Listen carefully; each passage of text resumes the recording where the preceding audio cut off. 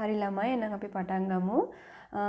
දෙවෙනි පාඩමේ පළවෙනි කොටස අපි කතා කරා. ඒ කියන්නේ අභ්‍යන්තර පරිසරයේ අයිතිකරුවෝ සේවකයෝ සහ කළමනාකරුවෝ ටික කතා කරලා ඊට පස්සේ මෙතන බාහිර පරිසරයේ නෛතික පරිසරය වෙනකන් අපි part 1 වීඩියෝ එකේ කතා කරා.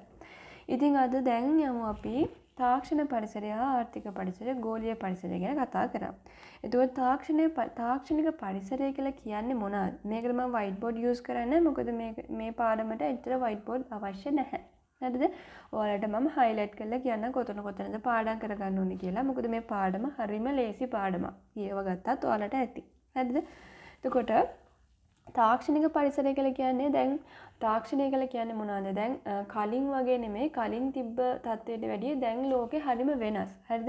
ඒ කියන්නේ පරිගණක භාවිතය වැඩි වෙලා තිනවා. දැන් අලුත්ම AI භාවිතය වැඩි වෙලා තිනවා. එතකොට ගොඩක් මොනවද? යන්ත්‍ර සූත්‍ර ඇවිල්ලා තිනා. ඒ වගේ තාක්ෂණික වශයෙන් ලෝකේ ලොකු වෙනසක් වෙලා තියෙනවා. හරිද? ලෝකේ ඉක්මනට වෙනස් වෙනවා නව සොයා ගැනීම වලින් ඒ වගේ දේවල් වල මේ තාක්ෂණීය පරිසරය කියන එක විදියකට තියෙන්නේ නැහැ. හරිද? ඒක ඉක්මනට වෙනස් වෙනවා.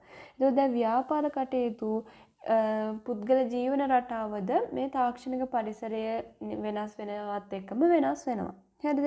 එතකොට ඇයි මේකේ වෙනස්කම මොනවද කියලා බලන්න. ඒ කියන්නේ කොහොමද ඇයි මේක වෙනස් වෙන්නේ? හරිද? මොකද මේ පරිගණක තාක්ෂණයේ දියුණුව තියෙනවා. හරිද? දැන් පරිගණක කම්පියුටර් යූසර්ස් හැම තැනම ගත්තත් ඔක්කොම ඩිජිටලයිස් වෙලා තියෙන්නේ නේ.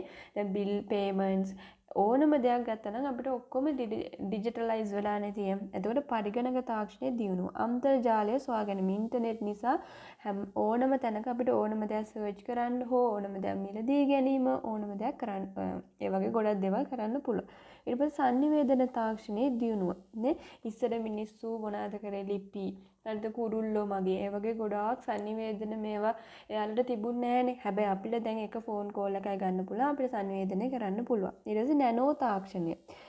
නැනෝ තාක්ෂණය කියලා කියන්නේ ඉතා කුඩා දේවල් එක නැනෝ තාක්ෂණය කියලා වෙනම එකක් තියෙනවා. එතකොට ඒක නිසාත් සමලක් වෙලාවට දැන් ඒක තාම නැහැ. ඒ කියන්නේ ඉස්සරහදී ගොඩාක් දේවල් කියන්නේ ලොකු ස්ටෝරේජ් සයිස් එකක් යන දේවල් අපිට එච්චර යන්නේ නැහැ. හරිද? එතකොට ඩිජිටල් තාක්ෂණය සොයා ගැනීමත් එක්කම නිෂ්පාදන ක්‍රමවල දියුණුව මෙන්ම ප්‍රවාහන තාක්ෂණය කොහොමද දියුණුවනේ? දැන් ඔයා හිතන්න දැන් ගුවන් ප්‍රවාහනය. හරිද? ගුවන් යානාමයක තියෙනවානේ. ඒතකොට ඉස්සර අපිට ගුවන් යානා තිබ්බේ නැහැ. හරිද? ඒ වුණාට දැන් තාක්ෂණය දියුණු වුණාත් එක්ක ගුවන් යානා එහෙම ලොකු තාක්ෂණික ක්‍රමවේදයන් යටතේ තියෙනවා. එතකොට අපිට කොයි හරි යන්න ඕන වුණත් ඉක්මනින් යන්න පුළුවන්. හරිද? ඒ වගේ ප්‍රවාහන ක්ෂේත්‍රය විතරක් නෙමෙයි sannivedana ක්ෂේත්‍රය ඒ වගේ ගොඩාක් දියුණුව ඇති වුණා මේ තාක්ෂණය නිසා. දැන් ඒකට වැඩි අපිට වැදගත් වෙන්නේ මොනවද? තාක්ෂණය නිසා ව්‍යාපාරවලට සිදුවන වෙනස්කම් මොනවද කියන එක. හරිද? එතකොට ඉස්සල්ලාම පළවෙනි වෙනස් උදාහරණය තමයි මෙයාලා දීලා තියෙන්නේ.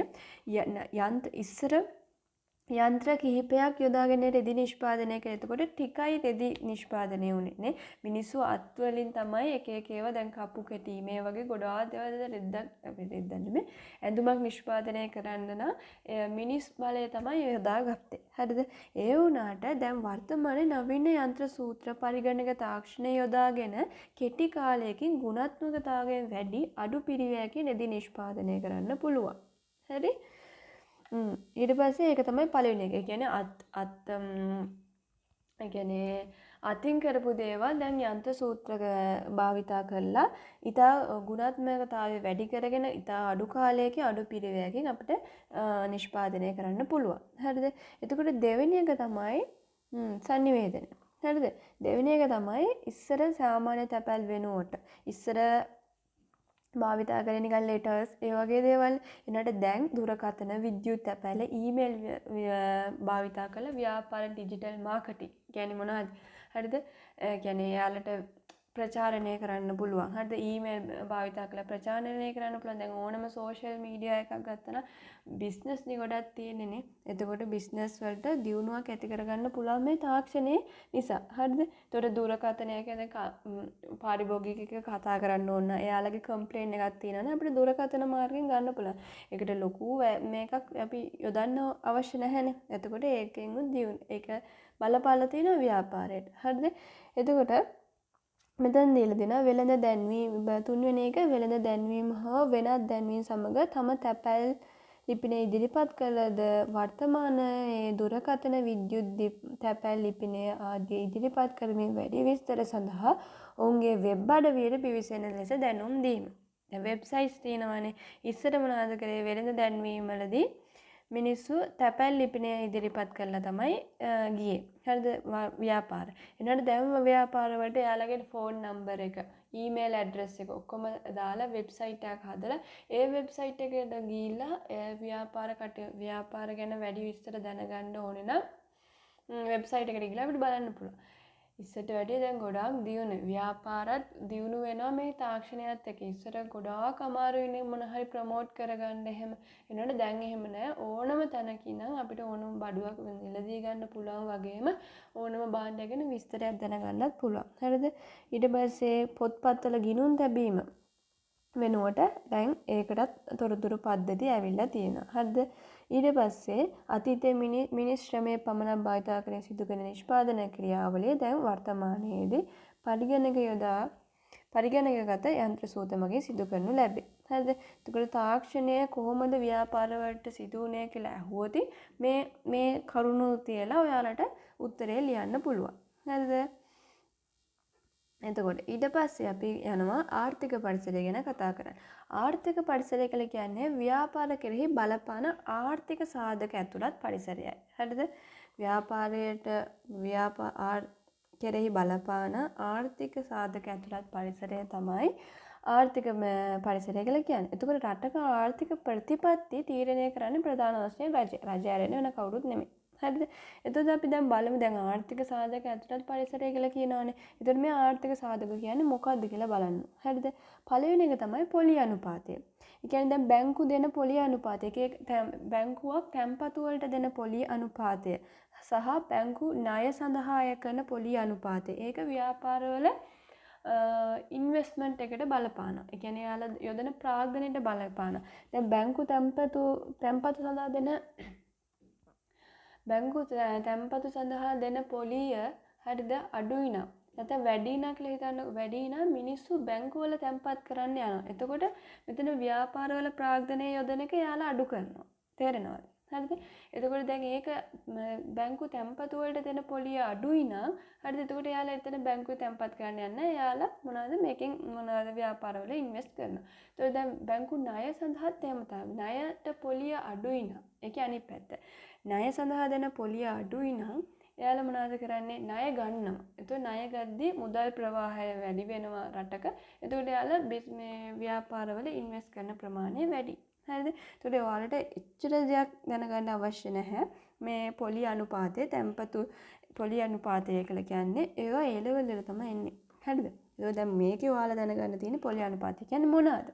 බැංකු තැන්පතු සඳහා බැංකු ණය සඳහා අය කරන පොලි අනුපාතය. හරිද? උද්දමනය කියන්නේ භාණ්ඩ හා සේවා අලෙවියේදී තීරණය වන පොදු මිල අඛණ්ඩව ඉහළ යාමයි. ඒ කියන්නේ සරලවම භාණ්ඩ හා සේවාවල පොදු මිල ගණන් අඛණ්ඩව ඉහළ යාම තමයි උද්දමනය කියන්නේ. ආදායම් ව්‍යාප්තිය කියලා කියන්නේ රටක ජාතික ආදායම ජනතාව අතරේ බෙදී ගොස් ඇති ආකාරය. හරිද? ඊට පස්සේ රැකියා නියුක්තිය කියන්නේ රැකියා අපේක්ෂා කරන සියලු දෙනාටම ගැළපෙන රැකියාවක් ලැබේ නම් ඒක පූර්ණ රැකියා නියුක්තිය ලෙස දැක්වේ. ඊට පස්සේ ජාත්‍යන්තර සම්බන්ධතා. රටක් තවත් රටක් අතර පවත්වන සම්බන්ධතාව. ඊට පස්සේ විදේශ විනිමය කියලා කියන්නේ යම් රටක මුදල් ඒකකයක් තවත් රටක මුදල් ඒකකයක් සමග අනුපාතය. කියන්නේ රුපියල් 300ක් සමානයි 1 ඩොලරයක්.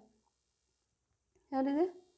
ඒකට තමයි කියන්නේ විදේශ විනිමය අනුපාතය කියලා. ඉතුරු කියලා කියන්නේ පුද්ගලයා පරිභෝජනය කරන්නේ නැතුව ඉතුරු කරගන්න කොටස. ඒතකොට ඒ ඉතුරු වැඩි වෙන්න ආයෝජනය යෙදවීම හැකි මුදල් ප්‍රමාණය. දැන් මම කලින් පොලි අනුපාතය වගේ තමයි. හරිද? මිනිස්සු ගාව ඉතුරු වැඩි වෙන්න මිනිස්සු ගාව බිස්නස් වලට ඉන්වෙස්ට් කරන්න තියෙන මුදල් ප්‍රමාණය වැඩි වෙනවානේ. ඒතකොට බිස්නස් ඉන්වෙස්ට්මන්ට් වැඩි වෙනවා. ඒක තමයි කියන්න තියෙන්නේ. හරිද? එතකොට මේවා තමයි ආර්ථික පරිසරයේ සාධක. ඊට පස්සේ ගෝලීය පරිසරය කියන්නේ මොනවාද? ගෝලීයකරණය කියන්නේ මොනවාද ඉස්සෙල්ලාම? ගෝලීයකරණය කියන්නේ ලෝකයේ රටවල් අතර ආර්ථිකය, සමාජීය හා සංස්කෘතික වශයෙන් ඇති අන්‍යෝන්‍ය බැඳීම. හරිද? ඒකට තමයි ගෝලීයකරණය කියලා කියන්නේ. කියන්නේ මුළු ලෝකෙම දැන් අර කලින් කතා කරා වගේ විශ්ව ගම්මානයක් වෙලා තියෙන්නේ. නේද? ඒතකොට ඔක්කොමලත් එක්ක අපිට සම්බන්ධතා ඇති කරගන්න පුළුවන්. ඊට පස්සේ ඒකේ තොරතුරු සංනිවේදන තාක්ෂණ දියුණු වීම හේතුවෙන් මුළු ලෝකයේම එකම ආමේතින් විශ්ව ගම්මානයක් බවට පත් වී ඇත. ඒතකොට ඒකේ දේශීය ව්‍යාපාර සඳහා ගෝලීය පරිසරයෙන් සිදුවන හිතකර බලපෑම් තියෙනවා. දේශීය ව්‍යාපාර සඳහා ගෝලීය අහිතකර බලපෑම් තියෙනවා. එතකොට හිතකර බලපෑම අහිතකර බලපෑම් කතා කරන්න තියෙනවා. හිතකර බලපෑම මොනවාද? කියන්නේ රටක තියෙන ව්‍යාපාරයකට ගෝලීයකරණයත් එක්ක තියෙන හිතකර බලපෑම මොනවාද? නවීන තාක්ෂණය ලබා ගන්න පුළුවන්. ඒ කියන්නේ දැන් ලෝකයේ මේ බැංකුකරණය එහෙම දියුණු වෙනවත් එක්කම අපේ රටේ බැංකුකරණය දියුණු වෙන්න ඕනේ නේ. එතකොට අපේ රටට නවීන තාක්ෂණ එනවා. කම්පියුටර්ස් දියුණු වෙනවත් එක්කම අපිටත් එනවා. AI දියුණු වෙනවත් එක්කම අපිටත් කොහොමද අපිට බලපාන එතකොට නවීන තාක්ෂණය ලබාගත හැකිවීම. ඊට පස්සේ ගුණාත්මක විදේශ අමුද්‍රව්‍ය ලබාගත හැකිවීම. විදේශීය රටවල් වලින් අමුද්‍රව්‍ය ලබා ගන්න පුළුවන්. කාර්යක්ෂම යන්ත්‍ර සූත ලබා ගැනීමට හැකිවීම. විදේශ ප්‍රාග්ධනය රට තුළට ගලා එම. ඒ කියන්නේ දැන් ගෝලීයකරණයත් එක්ක විදේශ මිනිස්සුත් අපේ රටේ තියෙන බිස්නස් වල ඉන්වෙස්ට් කරනවා. ඒකෙන් අපිට විදේශ ප්‍රාග්ධනයත් රට තුළට ගලා එනවා. හරිද? ඊට පස්සේ දේශීය භාණ්ඩ හා සේවා වලට විදේශීය වෙළඳපොළ ලබා අපි අනිත් කට්ටියත් එක්ක හොඳට අන්‍යෝන්‍ය සම්බන්ධතාවයක් අනිත් කට්ටියත් එක්ක කියන්නේ අනිත් රටවල් එක්ක අන්‍යෝන්‍ය හොඳ සම්බන්ධතාවයක් පවත්වාගෙන හිටියානම් එයාලා අපේ භාණ්ඩ හා සේවා වෙළඳී ගන්නවානේ. එතකොට අපිට අපේ භාණ්ඩ හා සේවා වලට විදේශ වෙළඳපොළක් ලබා ගන්න පුළුවන්. අපේ කොහොමද ලංකාවේ කුරුඳු වලට, ඒ වගේ කුළු බඩු වලට, තේ වලට, රබර් ඒ වගේ ගොඩක් දේවල් තියෙනවානේ විදේශ වෙළඳපොළක් තියෙන. එතකොට ඒවා තමයි ගෝලීයකරණයේ වාසිය. එතකොට අහිතකර බලපෑම මොනවාද? දැඩි තරඟකාරීත්වයට මුහුණ දීමට සිදුවීම. ඒ කියන්නේ අපි මේ රටේ ඉන්න මිනිස්සුත් එක්ක විතරක් නෙමෙයි තරඟ කරන්න ඕනේ. ගෝලීයකරණයත් එක්ක මුළු ලෝකයේත් එක්කම අපි සටන් කරන්න ඕනේ. තරඟ කරන්න ඕනේ. හරි?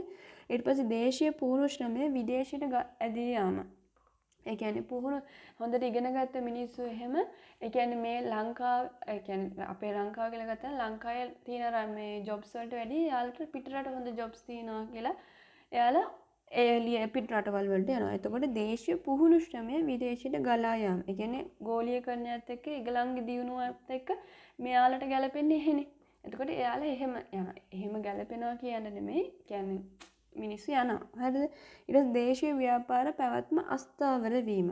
කියන්නේ මිනිස්සු ශ්‍රමයේ හෙට ගලාගෙන යාමත් එක්කම තව ගෝලීයකරණ තරඟකාරීත්වය වැඩි වෙනවත් එක්කම සමහර කලාවට ව්‍යාපාර අස්ථාවරයි. දේශීය සංස්කෘතිය අයහපත් වෙනස්කම්. කියන්නේ සංස්කෘතිය වෙනස් වෙන ඉස්සර තිබ්බ ට්‍රැඩිෂන්ස් දැන් ගොඩක් නැහැ. දැන් අර ෆොරින් කන්ට්‍රීස් වල තියෙන ට්‍රැඩිෂන්ස් වගේ තමයි එන්නේ අපේ මේවල. හරිද? කියන්නේ කන බොන විදිය වුණත්, කෑම වුණත්, ඉන්ස්ටන්ට් ෆුඩ්ස් අනම්මනම් එනවා. එතකොට සංස්කෘතියට බලපෑමක් ඇති කරනවා. ඒකට ගෝලීයකරණය මේවා හරිම ලේසි. ඔයාලා කියව ගත්තත් ඔයාලට තේරෙනවා මේ පාඩම. එතකොට දැන් මේකේ අන්තිම එක තමයි ව්‍යාපාර පරිසරය අධ්‍යයනය කිරීමේ වැදගත්කම. එතකොට මේකේ ව්‍යාපාර අභ්‍යන්තර පරිසරය කියන්නේ අභ්‍යන්තර පරිසරය කියන්නේ කවුද?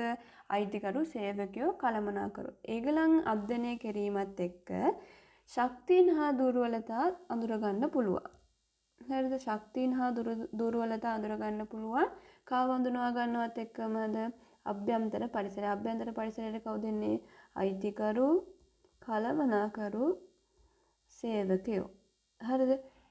එතකොට දැන් ශක්තිනා දුර්වලතා කියලා කියන්නේ ව්‍යාපාර අභ්‍යන්තර පරිසර අධ්‍යයනයත් එක්කම අපිට හඳුනා ගන්න පුළුවන් දේවල්. හරිද? එතකොට බලමු ශක්තිය මොනවාද කියලා. ප්‍රමාණවත් ප්‍රාග්ධනයක් ලැබී තිබීම. අයිතිකරුවෝ මිගලන් ගැන අධ්‍යයන කිරීමත් එක්ක අපිට ප්‍රමාණයක් ප්‍රාග්ධනයක් තිබීම. ඒක ශක්තියක් නේ. අයිතිකරු හොඳ ප්‍රාග්ධනයක් ලබා දෙනවා නම් ඒක ශක්තියක්. ඒතර ප්‍රමාණවත් ප්‍රාග්ධනයක් ලබා තිබීම. ඊට පස්සේ කළමනාකරුන්ගේ අත්දැකීම. ප්‍රමාණවත් ප්‍රාග්ධනයක් තිබීම. අයිතිකරු කළමනාකරුන්ගේ අත්දැකීම් ශක්තියක් වෙනවා. සේවකයන්ගේ විශේෂිත දැනුම හා කැපවීම. එයාලගේ විශේෂිත දැනුම හා කැපවීම. සුවිශේෂී නිෂ්පාදන ක්‍රම පිළිගත් සන්නම් නාමයක් තිබීම. මේ දේවල් අපිට ශක්තියක් නේ. මේ අභ්‍යන්තර පරිසර සාධක වලින් එන ශක්තියින් තමයි මේක කියන්නේ. දැන් අයිතිකරුවාට හොඳ ප්‍රාග්ධනයක් තිබීම එක ශක්තියක්. කළමනාකරුවෝ අධ්‍යක්ීම් බහුල මිනිසෙක් වීම එක ශක්තියක්. සේවකයා හොඳට කැප වෙලා වැඩ කිරීම එක ශක්තියක්. සුවිශේෂී නිෂ්පාදන ක්‍රම තියෙනවා පිළිගත් සන්නම් නාමයක් තිබීම ඒක එක ශක්තියක් අපිට. හරිද? එතකොට ඒකේ දුර්වලතා මොනවද? අයිතිකරුවට මූල්‍ය ශක්තිය ප්‍රමාණවත් නැත්නම් ඒක එක දුර්වලතාවය. පූර්ණ සේවකයා හිඟය. පූර්ණ සේවකයෝ නෑ අපේ මේකේ ව්‍යාපාරේ. තාක්ෂණ දැනුම යාවත්කාලී නොවීම අප්ඩේට් කරන්නේ නැහැ. කලින් පාවිච්චි කරපු දැන් ගිණුම් කරන්නේ ගත්තා නම් පොතේම තමයි ගිණුම් කරන්නේ කරන්නේ. එතකොට ඒක අප්ඩේට් නෑනේ අපිට තරඟකරුවොත් එක ඒ කියන්නේ තරඟ කරන්න අමාරුයි ඒක. තරඟකරුවෝ හොඳට කම්පියුටරයිස් කරලා ඔක්කොම කරගෙන යන අතරේ අපි පොතේම ලියාගෙන හිටියනම් ඒක බෑ අපිට දුර්වලතාවයක්. හරිද? සේවකයන්ගේ අයහපත් ආකල්ප. එයාලගේ දියුණුවට විතරයි ව්‍යාපාරයේ දියුණුවට මේවා කරන්නේ නැහැ. ඉදිරි ව්‍යාපාර භූගෝලීය පීඨීමෙන් නුසුදුසු. කැලෑවක් මැද ව්‍යාපාරයේ තියෙනවා නම් ඒක දුර්වලතාවයක්. එතකොට මේ දේවල් යන්නේ අභ්‍යන්තර පරිසරයේ එක්ක. හරිද? එතකොට ඊට පස්සේ අන්තිමට අපිට තියෙනවා අවස්ථා හා තර්ජන. අවස්ථා හා තර්ජන කියලා කියන්නේ මොනවද? ඒක එන්නේ බාහිර පරිසරයත් එක්ක. අපිට අවස්ථා හා තර්ජන එන්නේ බාහිර පරිසරයේ අධ්‍යයනයත් එක්ක. බාහිර පරිසරය කියන්නේ රජය දන්නනේ. රජයේ නෛතික පරිසරය, තරඟකරුවෝ, සේවකයෝ වගේ කට්ටිය. හරිද? එතකොට ඒක අවස්ථා කියලා කියන්නේ ව්‍යාපාර පැවැත්මට අවස්ථාවක් වෙනවා. පාරිභෝගිකයන්ගේ ජීවන රටාව වෙනස් වීම. එයාලා වැඩියෙන් දැන් ඔන්ලයින් එකෙන් ඕඩර් කරන්න පටන් ගත්තා නම් ජීවන රටාව වෙනස් වීම කියලා කියන්නේ මොකක් හරි ඔන්ලයින් ඕඩර් කරන්න වැඩි පාරිභෝගික කණ්ඩායමක් ඉන්නවනේ ඒක ව්‍යාපාරයට අවස්ථාවක් නේ ඒක. ඒකට අපිත් ඔන්ලයින් දාලා අපිටත් බඩු විකුණන්න පුළුවන්. හරිද? එතකොට ඒක එක අවස්ථාවක්. රජය විසින් අඩුපොලි ණය ක්‍රමය හඳුන්වා දීම. ණය ක්‍රමය ණයට අඩුපොලියක් නේ. ඒ කියන්නේ ණය පොලි අනුපාතය අඩු කරා නම් මං කලින් කිව්වේ මිනිස්සු ගොඩක් ණය ගන්නවා. ඒ ණය ගන්නවත් එක්කම මිනිස්සුන්ට සල්ලි තියෙනවනේ ව්‍යාපාරවල ඉන්වෙස්ට් කරන්න. එතකොට ඉන්වෙස්ට්මන්ට් වැඩි වෙනවා. ඒක අවස්ථාවක් වෙනවා. එතකොට ව්‍යාපාර සඳහා බදු සහන ලබා දීම. බදු සහන ලබා දුන්නකොට ව්‍යාපාර දියුණු වෙනවා අවස්ථාවක් වෙනවා. නව නගර නිර්මාණය වීම, අධිවේගී මාර්ග ඉදිකිරීම, අධිවේගී මාර්ග එහෙම ඉදිකිරීමත් එක්ක ඒවා අවස්ථාවක් මේ ව්‍යාපාරවලට. තර්ජන මොනවද? ජාත්‍යන්තර වෙළඳ සම්බාධක පැනවීම. මොන හරි සම්බාධක මේ භාණ්ඩය මොකද ආනයනයවත් අපනයනවත් කරන්න බෑ කියලා සමහරක් ඒවා තියෙනවා. එතකොට ඒක තර්ජනය. ඊට පස්සේ තරංකරුවන් බිහිවීම තර්ජනයක්. ස්වභාවික ආපදාවොතින් ඒක දැන් කොරෝනා එහෙම ආවේ ඒක ආපදාවක්. කියන්නේ ඒක නේ තව මොනවාද සුනාමි ඒ හැමදේම ආපදා ඒකේ ඒවා තර්ජන. ඒවා කියන්නේ මොනවද කියන්නේ අභ්‍යන්තර මේකෙන් බලපාන්නේ නැහැ. ඒවා බාහිරෙන් තමයි අපිට වෙන්නේ. එතකොට ඒවා තර්ජනය සහ අවස්ථා ඉන්නේ බාහිරේ. නව තාක්ෂණ ක්‍රම සඳහා අනුගත වීම දුෂ්කර වීම. අර කලින් කිව්වා වගේ අපි කලින් වගේම අපිට නව තාක්ෂණයත් එක්ක ගැටෙන්න බැරි නම් ඒක තර්ජනයක් වෙනවා අපිට. හරිද? එතකොට මේවා තමයි මේ දෙවෙනි පාඩමේ තියෙන. එතකොට දෙවෙනි පාඩමත් ඉවරයි. හරි දැන් මේ වගේ තියරි පාඩම් හරිම ලේසි. ඔයාලට උනත් කියවලා තේරුම් ගන්න පුළුවන්. ඊට පස්සේ තුන්වෙනි පාඩම චුට්ටක් පොඩ්ඩක් බලන්න තියෙනවා. ඒක අමාරුයි චුට්ටක්. හැබැයි මේ දෙවෙනි පාඩම හරිම ලේසි. ඔයාලට කියවලා උනත් අඳුර ගන්න පුළුවන්. ඉතින් මම ගිහිල්ලා එන්න. ඔයාලට තේරුණා කියලා හිතනවා. එහෙන් එන්න.